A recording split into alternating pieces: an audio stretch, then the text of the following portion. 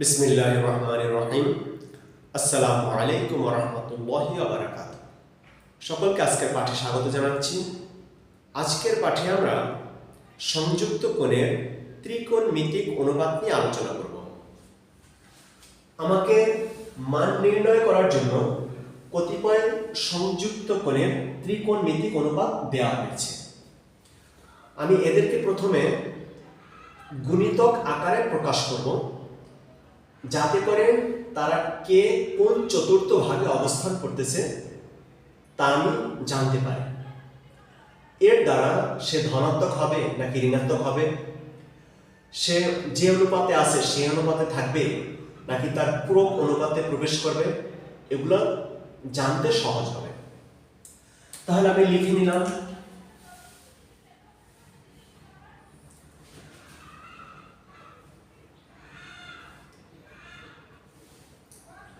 আমরা জানি প্রথম চতুর্থ ভাগে সকল অনুপাত ধনাত্মক থাকে।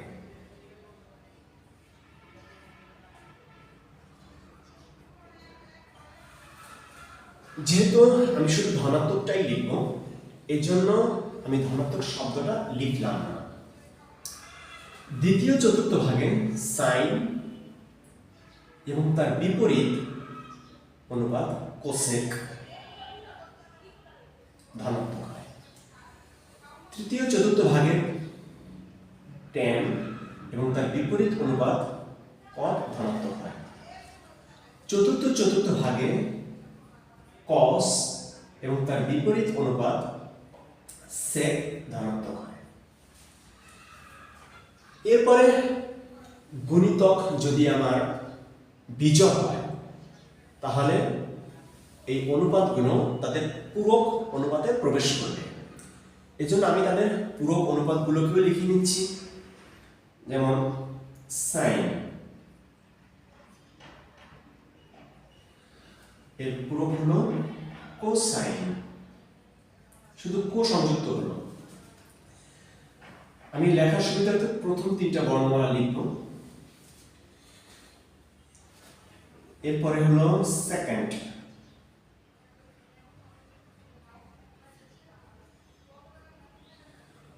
কোসেকেন্ড, শুধু কো যুক্ত হবে।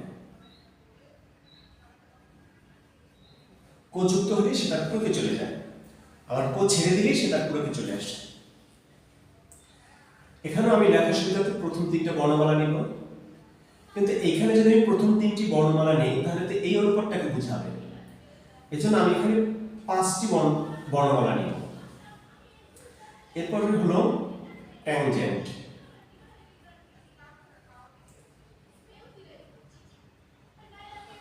এটা হবে কোট্যানজেন্ট।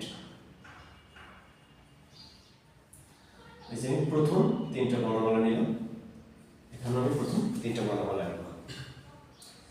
তাহলে আমরা আমাদের অনুপাতের কাছে ফিরে আসি। cos 690 degree. cos আমরা জানি প্রত্যেকটা চৌকোণের মান 90 ডিগ্রি, প্রত্যেকটা চৌকোণের মান 90 ডিগ্রি। এই জন্য তাকে 90 ডিগ্রি এর গুণিতক আকারে প্রকাশ করতে হবে। তাহলে 7 9 63 plus 60 degree is equal to হয় 690 ডিগ্রি। এখন কয়েকটা জিনিস খেয়াল করার পর, এক নম্বরে তার অবস্থান কোথায়, অর্থাৎ সে ধনাত্মক হবে নাকি ঋণাত্মক হবে। তার অবস্থানটা খোঁজার জন্য আমাকে এখানে আসতে হবে 1 2 3 4 5 6 7 প্লাস 60 এখানে। তার মানে সে চতুর্থ ভাগে সে অবস্থান করতেছে। আর এখানে cos ধনাত্মক, এখানে cos ধনাত্মক, সুতরাং cos কচিত থাকবে, সরি cos ধনাত্মক থাকবে, এখানে cos ধনাত্মক থাকবে। কিন্তু তার গুণিতক বিজোড় হওয়ায়, তার গুণিতক বিজোড় হয় cos সাইনে রূপান্তর হবে, cos সাইনে রূপান্তর হবে। তাহলে আমি লিখে নিলাম sin 60 ডিগ্রি। আমরা জানি sin 60 degree is equal to √3/2, √3/2। Next আসে কট 765, কট 8×72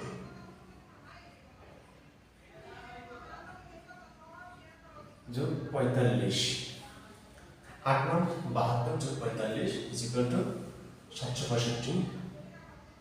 এখন খেয়াল করি যে ধনাত্মক হবে নাকি ঋণাত্মক হবে। আমি সমান চিহ্নটা একটু পরিষ্কার করে দিলাম। আচ্ছা, দেখে নিই কটার অবস্থান কোথায়। কটার অবস্থান হলো 1 2 3 4 5 6 7 8, 8 প্লাস থিটা, তার মানে এখানে সকল অনুপাত ধনাত্মক, এখানে সকল অনুপাত ধনাত্মক, সুতরাং কট ধনাত্মকই থাকবে, কট ধনাত্মকই থাকবে। এবং এই যে জোর হওয়ায় 8, যেহেতু জোর, এই 8 জোর হওয়ায় কট কটই থাকবে, তার কোনো পরিবর্তন হবে না। তাহলে কট 45 ডিগ্রি এর মান হলো 1, কট 45 ডিগ্রি এর মান হলো 1।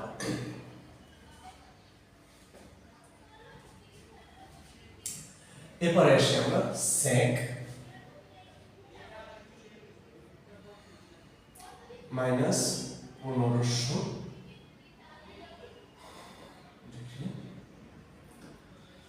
খেয়াল করি যেহেতু মাইনাস থিটা, সেকের জন্য মাইনাস থিটা দেওয়া হয়েছে, তো মাইনাস থিটা বলতে এইটাকে বোঝায়, আর এখানে তো সেক এমনি ধনাত্মক, এখানে সেক এমনি ধনাত্মক, সুতরাং এটা সেক ধনাত্মকই হবে।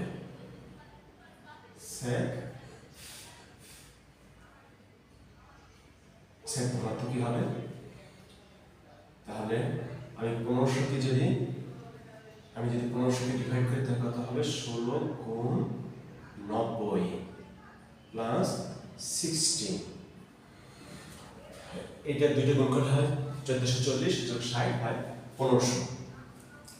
তাহলে এখানে আমি লিখতে পারি, এখন দেখার বিষয় কয়েকটা, একে তো সেক ধনাত্মক নাকি ঋণাত্মক, তারপর সেক সেকই থাকবে নাকি তার পুরো করে যাবে। তাহলে প্রথম দেখি যে সেক ধনাত্মক নাকি ঋণাত্মক, এটা প্রথম দেখে নিই। 1 2 3 4 5 6 7 8 9 10 11 12 13 14 15 16, 16 এখানে আসে, তাহলে 60, তাহলে এখানে সকল অনুপাত ধনাত্মক, সেক ধনাত্মক, এবং সে জোড়া আছে,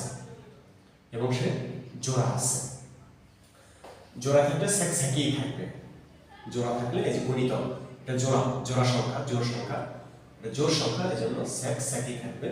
তাহলে কি হবে এখানে? সেক 60, আমরা জানি সেক 60 ডিগ্রি মান হলো 2, সেক 60 ডিগ্রি মান হলো 2।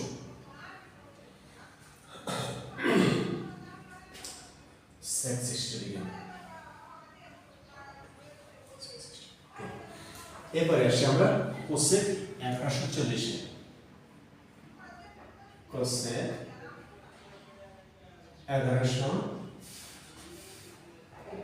1140, কোসেক 1140 কি হবে? এখানে আসি আমরা 1140, এখানে যদি 12, 9 12 108 আর 9 12 117, তাহলে আমরা এখানে 12, 9 12 100, 9 12 108, 9 12 108, তার মানে এখানে হলো আমার 1080 হলো, 1080 প্লাস 60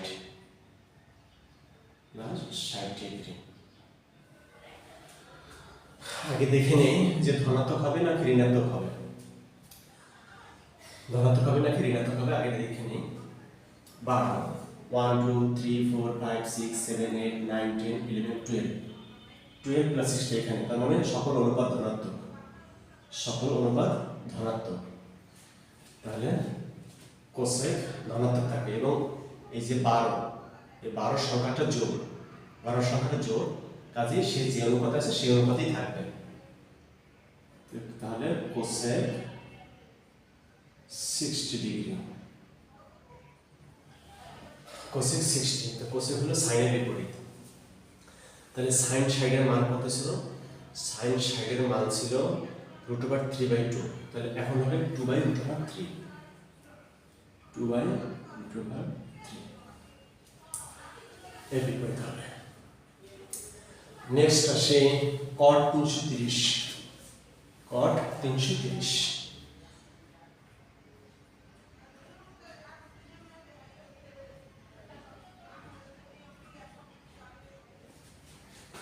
cot 330, 3 9 27,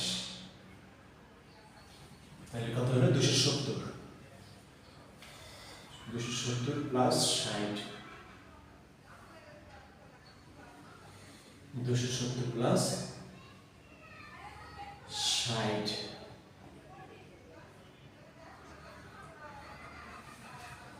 আগে অবস্থান দেখে নিই।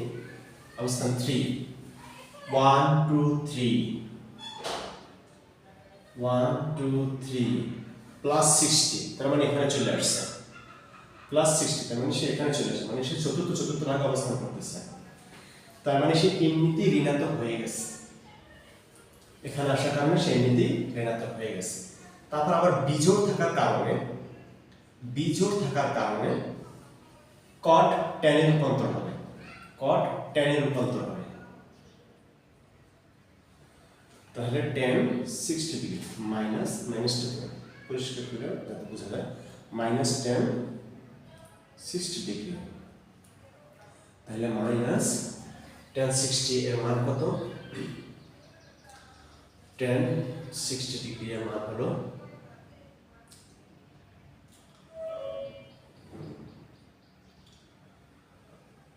√3 এর মান হলো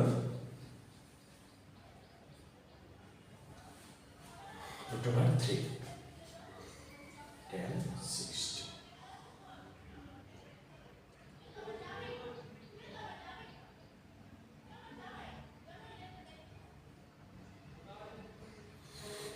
তারপরে আসি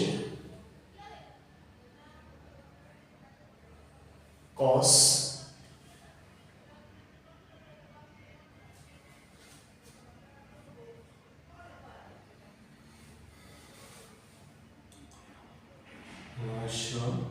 90 ডিগ্রি প্লাস থিটা কি আসে? তাহলে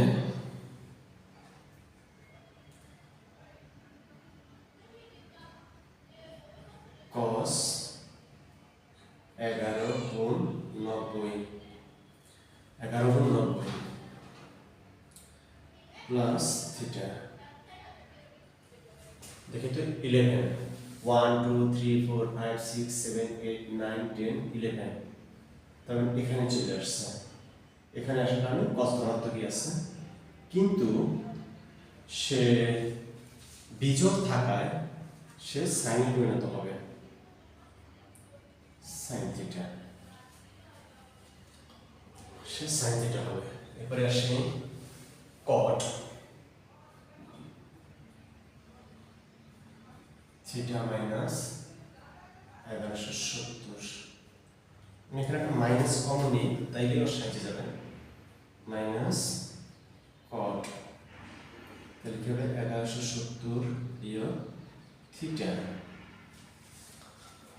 তাহলে এখানে কি হলো আমার? তাহলে এখানে কি হলো? আমি যদি মাইনাস cot 1170, এটা হলো 13 গুণ 90, 13 গুণ 90 মাইনাস থিটা,